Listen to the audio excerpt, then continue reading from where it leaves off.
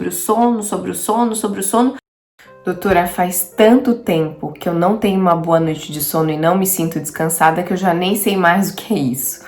Eu escuto frequentemente no consultório e essa foi uma das últimas pacientes que me relatou isso e eu consegui sentir na pele a dor e a ansiedade de não poder descansar e ter uma criança que não dorme em casa. Ela estava passando por um período muito delicado em que a licença maternidade estava acabando, então ela precisaria deixar o bebê com alguém.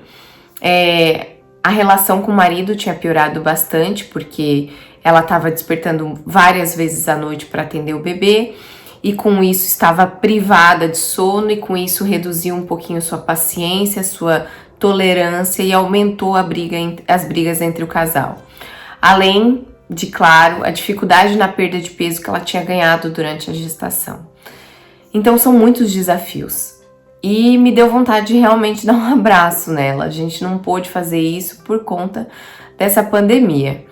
Mas eu tinha um papel muito mais importante pela frente, né? Que era implementar na rotina dela pequenas mudanças, pequenas diferenças que realmente pudesse fazer um passo a passo para ela ter uma pequena vitória diária e ela se tornar capaz realmente de tomar as rédeas do sono do seu filho e da sua família novamente.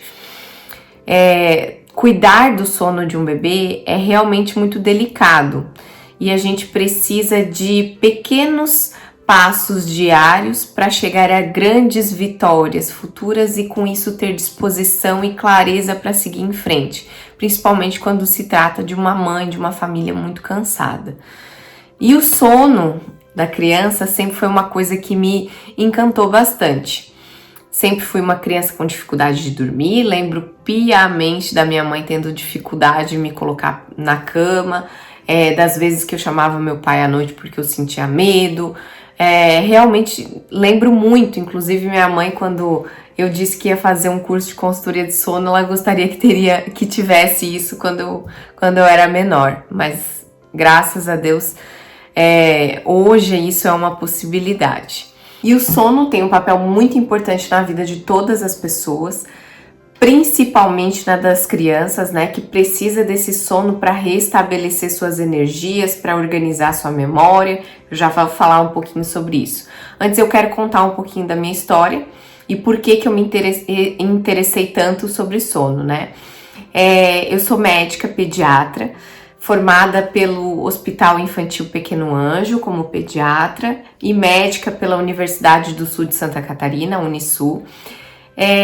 Comecei a estudar sono em criança com a demanda do consultório que acabou acontecendo naturalmente. As pessoas acabavam indo para consulta de rotina e acabavam perguntando muito sobre o sono, e na residência médica a gente não tem um módulo sono infantil, a gente não tem isso. Então eu fiz um curso de consultoria de sono que me trouxe muitas respostas, muito conhecimento, agregou muito na minha vida como pediatra mesmo, e foi daí que surgiu essa paixão. Hoje realmente é uma das coisas que eu mais gosto de falar, estudo frequentemente, estou me atualizando sempre.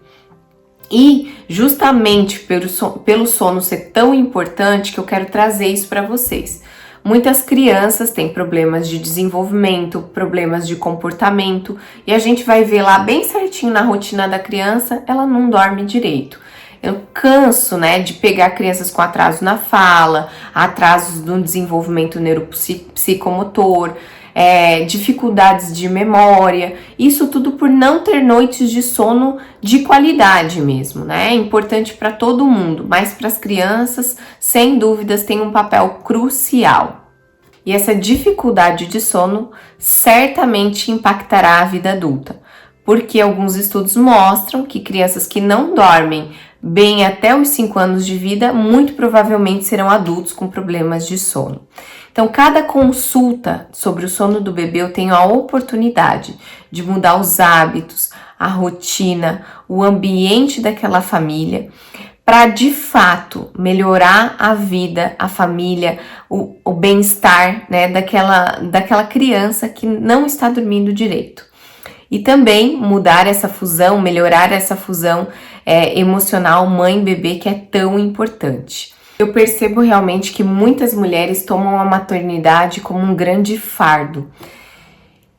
E que é completamente compreensível, porque de um lado nós temos a mídia que fala que a gente precisa fazer tudo, dê conta de tudo, execute tudo com perfeição e ainda faça super yoga no final do dia. E do outro lado tem pessoas que dizem que a gente pode fazer o que quiser, pode criar as crianças do jeito que quiser. E ainda tem um outro lado, né, uma outra visão de uma história de uma mãe que perdeu a mãe, que tem uma história complicada mãe e filha, um abandono familiar, enfim, muitas particularidades. E eu concordo, a gente não tem que ser perfeita. Mas ninguém está contando para você o que você precisa fazer para de fato você ter uma rotina mais organizada, aumentar sua conexão mãe-filho, para você ver seu filho se desenvolver tranquilamente e para você dar importância para sua saúde emocional, não apenas ficar reagindo ao cansaço, às noites difíceis, sem o objetivo de fato de educar seu filho.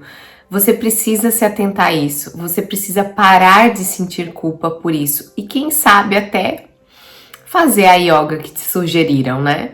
E já pensou você ter uma noite de sono tranquila que nem a mãe que eu comentei no vídeo?